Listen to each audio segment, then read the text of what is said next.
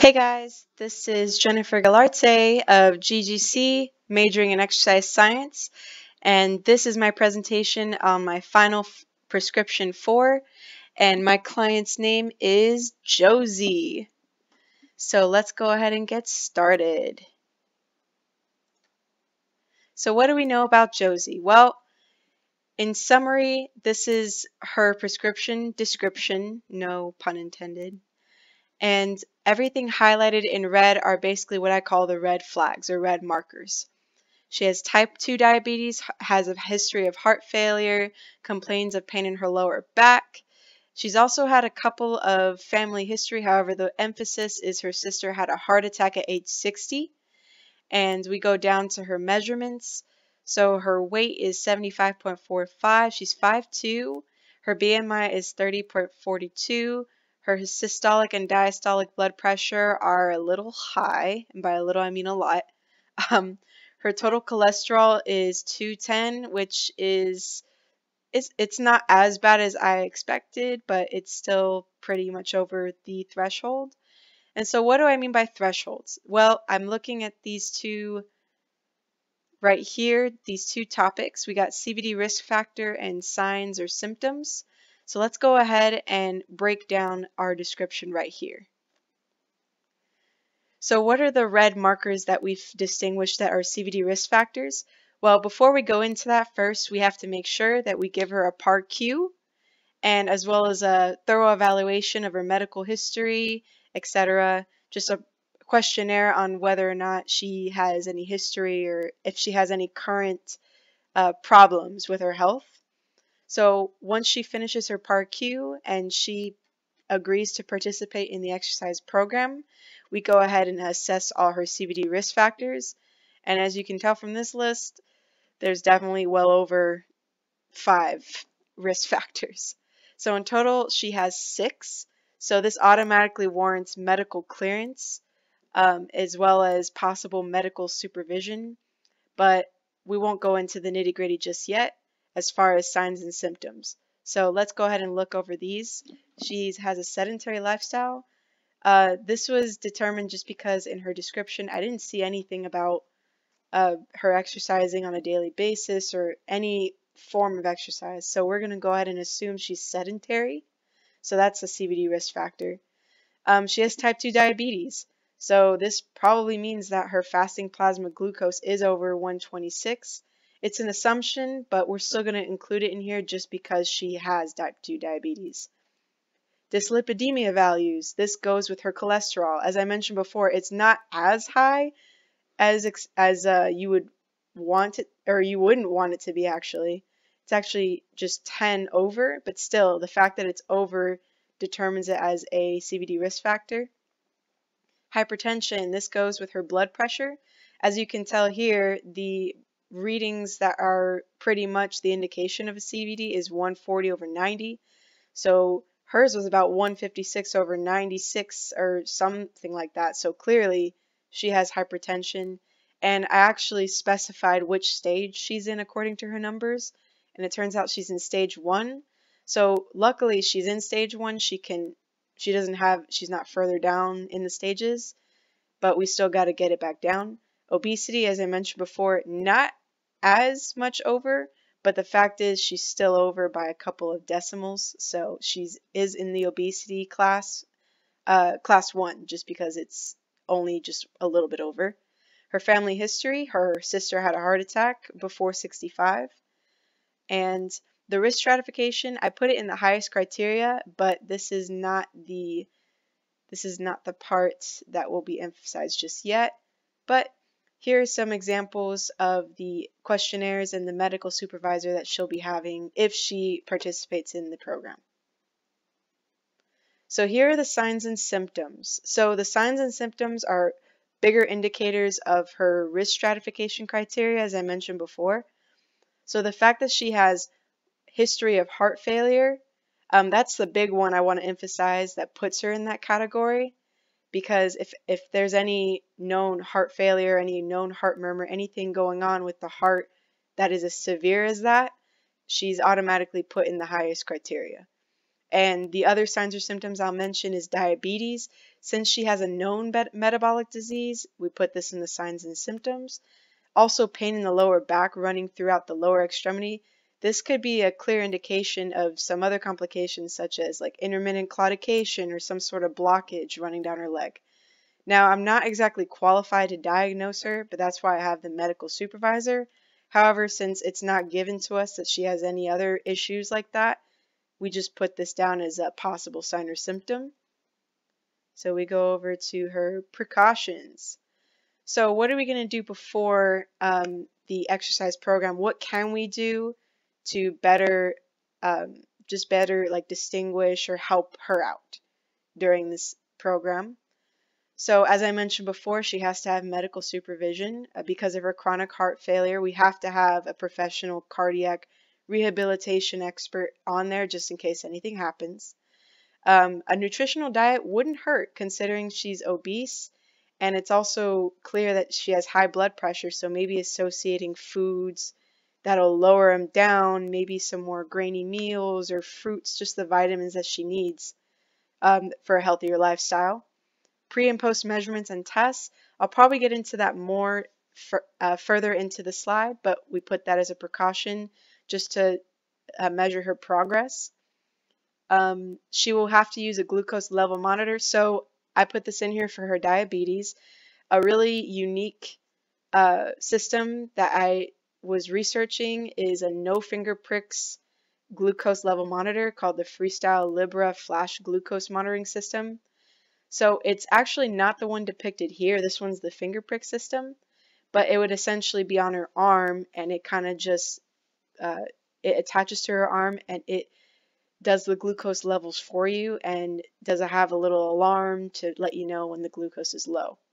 Another thing is when she does have that alarm system go off or anything going on with her glucose levels, she has to have available sources of glucose or anything to lower it. So any electrolytes, protein bars, even the fruits in this picture. And it's also crucial that she has 100 milligrams per deciliter of the glucose level to start the exercise. So it has to be at a normally level. It can't be too high. That's what I mentioned in the consuming carbs. And RPE should be taken at certain times, especially when she's feeling some sort of way or indicates that she has some pain. RPE is crucial to that, just so we know when she's at her highest max for that day, or if she's just feeling like not feeling it, basically. And that'll help us adjust based on her performance. And yeah, hopefully our goal is to make sure that some of the symptoms just decrease, so her pain might diminish, or she might not have as many problems with her glucose as she did before. Even her heart rate and her blood pressure, all these measurements might change over the course of the program. So here are some limitations. So basically all of the limitations are associated with her signs or symptoms. Her diabetes could affect her duration. So if she needs to stop and consume some carbs or load up, she's going to have to stop in the middle of her exercise, which will affect her duration. So that's why with this program, I decided to go with low-level period of interval training. So maybe in her interval training after her high peak, when she goes back down, this is her time to reload if she has to, or drink a water, anything to get back down to a stable glucose level. The history of heart failure will affect her starting intensity levels and progress. So the reason why I'm emphasizing this is because she'll have to start really light. Usually people with heart failure are prone to have like heart surgery. So even if that's the case, even though she doesn't indicate it in her description, we have to be careful at all costs. That's why in the precautions we make sure that she starts at a low level. But that's what her heart failure will affect. And pain in her lower back will obviously be a limiting factor because it may affect her reassessment and her progression. She may not progress as quickly as we would have hoped based on her pain. And it also affects the types of exercises that she has. So here is an example of the RPE chart that we will use. If she gets anywhere near 7 or even a 8 or 9, that's when we're going to say, all right, we need to stop and lower it down. So here are her baseline measurements. So we've already mentioned some of these before in the beginning. So her BMI, her blood pressure, her height, her weight. However, what we didn't mention were the predicted heart rate maxes and VO2 maxes. These are going to be crucial in calculations for intensity and for volume particularly. And the bottom ones are resting metabolic rate or basal metabolic rate.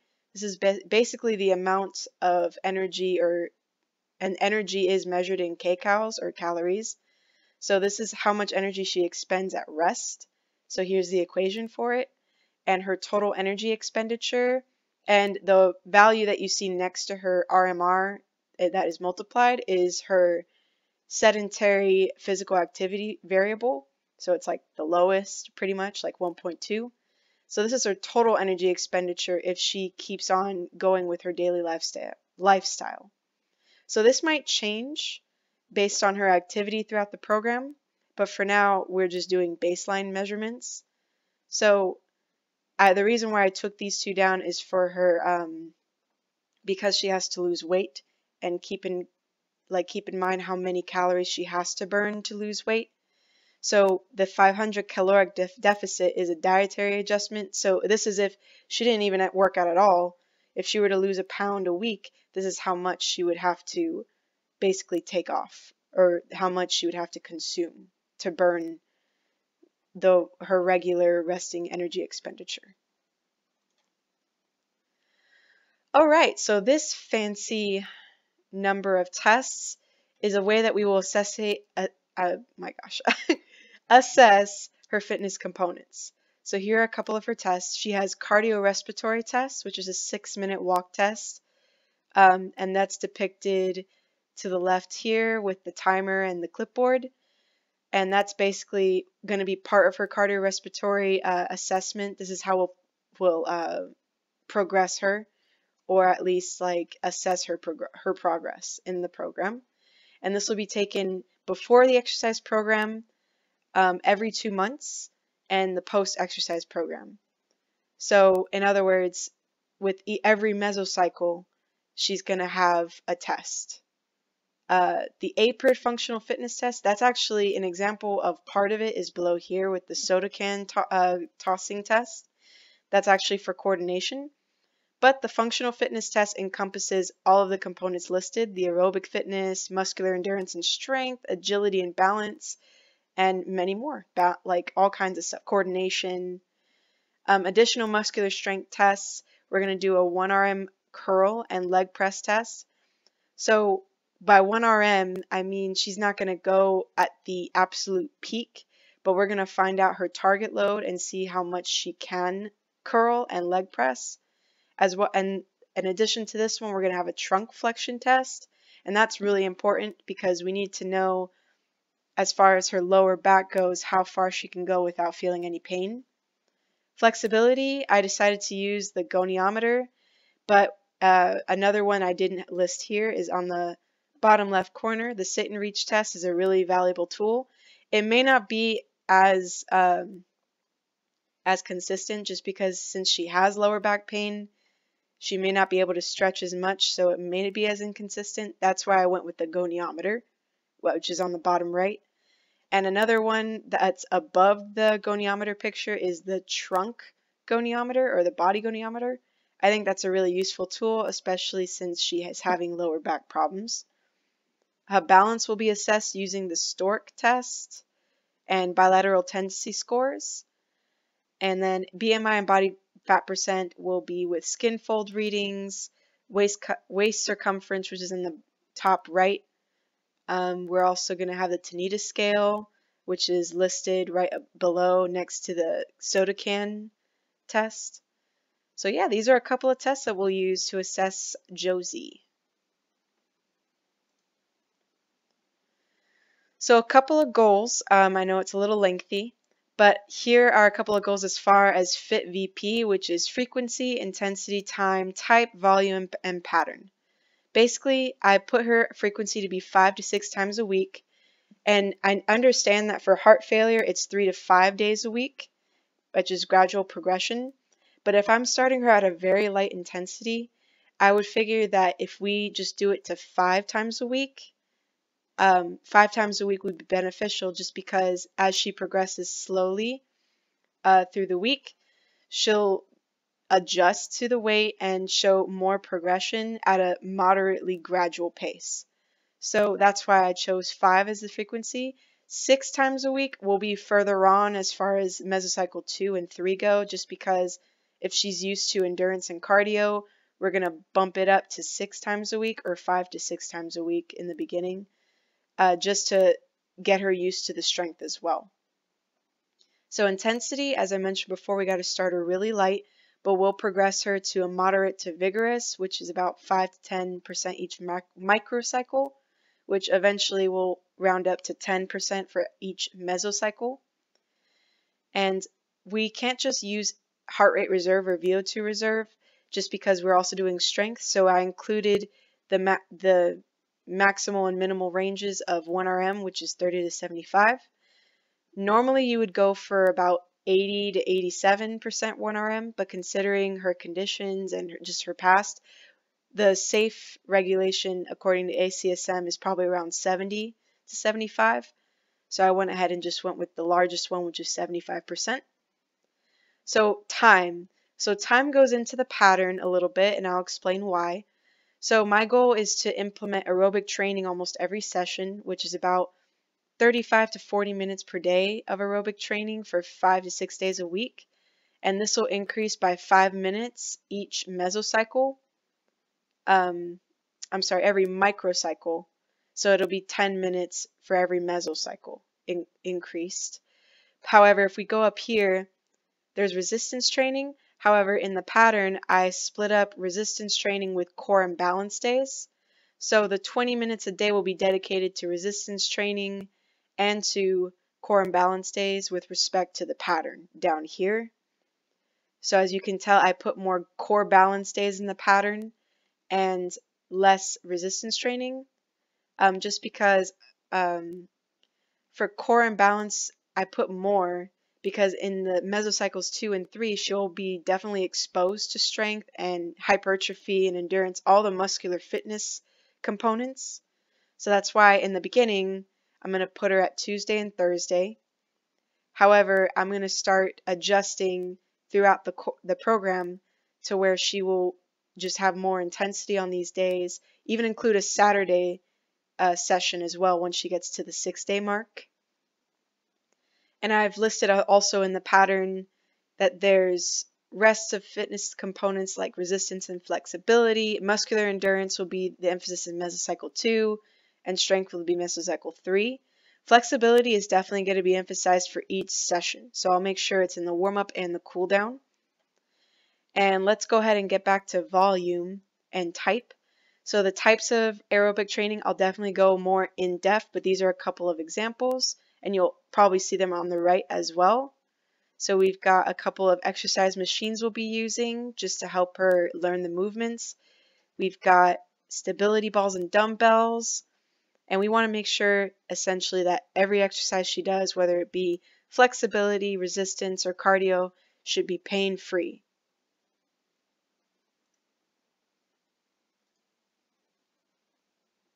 All right, so let's get into her warm-up.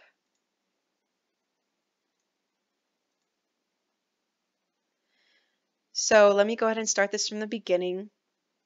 So she starts on the treadmill. So as you can see here, this is me, by the way.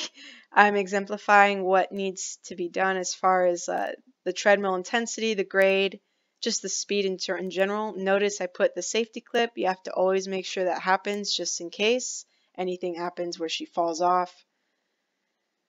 So we're starting at a low intensity, and then let's go ahead and skip over here. So notice I'm starting, this is her warm-up. So we're starting at a very simple movements with her arms, and then we go into a more complex movement associating full body. We're keeping the movement the same in the arms, but we're just including movements. Oh, and this is probably a more complex movement. This is when she's going to be, this is a contralateral movement that she's doing. This will definitely be a nice warm-up for her trunk, her hamstrings, as well as her arms. Another variation that she can do is on the stability ball. She can do heel touches, and on the stability ball is important. That way that it helps her with her core, keep her back straight. And then we're going to do the opposite movement, which is to pull up her knees. And then another good warm-up exercise for your shoulders. This is called the Y. The Y, and the reason why I call them the Ys is because they're supposed to be with resistance bands. But anyway, that is an example of a simple to complex warm-up exercise. Another important detail about her, oops, that's definitely noise. So these are a couple of arthritic exercises she can do with the foam ball. That way she can get a nice little stretch on her Achilles tendons and her knees. So that was just one example of one. And that's her warm-up. And we're going through that. Heading over to endurance. So as you can see here, a couple of examples of her endurance will be at the pool. So that's me with some weights that could also be used for strength. But essentially, we're going to use the pool for her cardio and endurance examples. So another example of cardio would be an aqua cycle. So here's my friend Melissa doing an aqua cycle. This is really good for her VO2 as well. Just getting her arm pumped.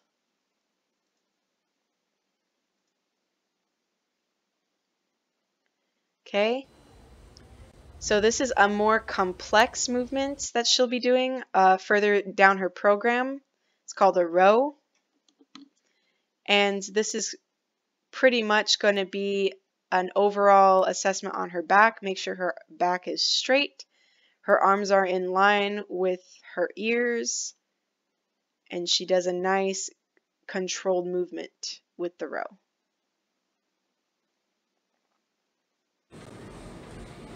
So another really good exercise would be on this sitting sitting cycle. It's really good for her VO2 as well. She'll be doing a couple of those throughout the week.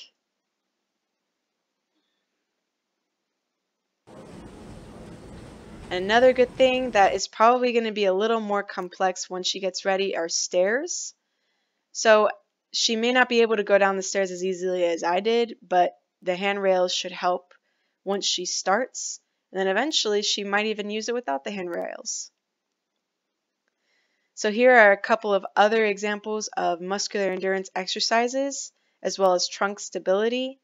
So as I said before, we're working on her core and balance. So trunk stability are using some cable pulls, stability balls with dumbbells. Medicine balls are probably one of my favorites for that. So we include a couple of easy exercises on her chair so she doesn't have to worry about stabilizing her back as much. However, she will eventually turn these into standing muscles. So we have a couple of progressive exercises we can use. And that's endurance. So now we move on to hypertrophy. So this is a really good one. These are called the arm rolls. This is good for her shoulders and her back, as well as her core. So this is a simple way to exercise those muscles. However, if you want to increase, as I mentioned in the video, you just further your distance. That way it kind of forces your core to be engaged more, as well as your shoulders as you're pushing up.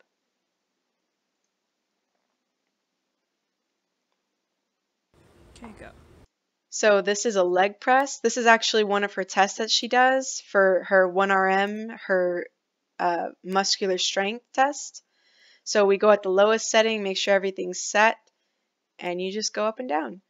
This should be pretty easy. This is one of the exercise machines she'll be using in her program. It's actually very beneficial to know the movements using the exercise machines. So this is another way we can use the cords, kind of like a row, except we're using it more for our major muscle groups, the biceps. So that's one way to do it. That's our arm curl. Another really good one that I was about to do on the cable is lateral raises, or what I call the trifecta. This is actually a pretty good cymbal exercise that I used to do in band. But it's really good for your arms, especially with light weights. And you get a nice full range of motion. You go up, bring it back down, and a nice full range of motion for your shoulders. It's also pretty good for your back as well, especially in this position. And that is the upper arm. So here are a couple examples of lower leg. So we got a leg extension. So it's nice and controlled and slow. That's what I'm trying to mention in the video. Nice and slow. And then we've got a nice hamstring curl coming up next. Make sure you adjust. It's not too tight. Make sure her back is comfortable. And when she starts, it should be at the lowest setting, but she'll progress to a higher, heavier load.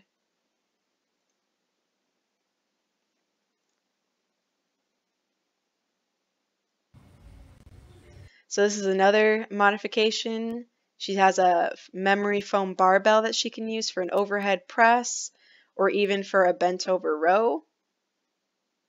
This is a really good exercise. And once this is actually a more complex exercise that she'll do. And you could even adjust it by adding a box underneath.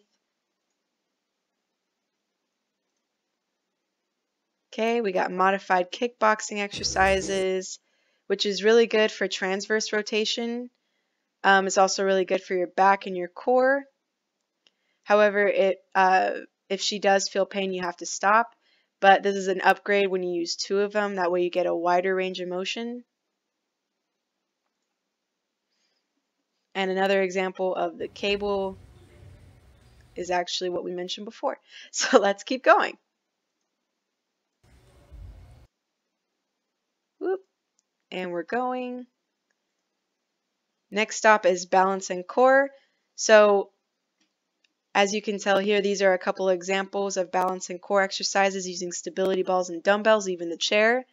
Tai Chi is in the middle and yoga is to the right with your chair. Eventually we'll want her to stand up, but this is just a way for her to start. And here is an example of me doing a cool down with some Tai Chi movements. Just like nice opening up your airways, your chest is open and up. And this is a progression as she goes into a full, almost like a side lunge. But if she can't do that, then we'll just have to stick with the regular yoga static movements. Another good one is assisted standing. This is actually an example of the stork test. And we also do adductions and abductions as part of the cool down or warm up even. And finally, so these were all examples of modifications and intensities that she can work up to. However, if she does find a need to reassess her prescription, we can change her pattern. So this is actually a linear pattern of intensity increase. So we can change it up to interval where she's doing more resistance training in the middle of her program versus just a linear progression to strength training.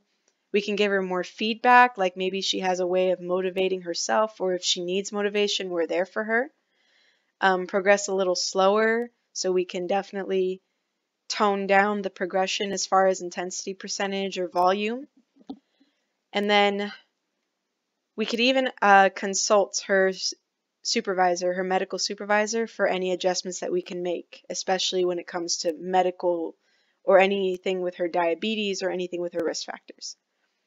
But anyway, long story short, this is Josey's road ahead. Hopefully she gets better, and I hope you enjoyed this video. Sorry for it being so long, but I figured a thorough evaluation of Josey's program would be a great way to understand what my program entails. Anyway, thank you.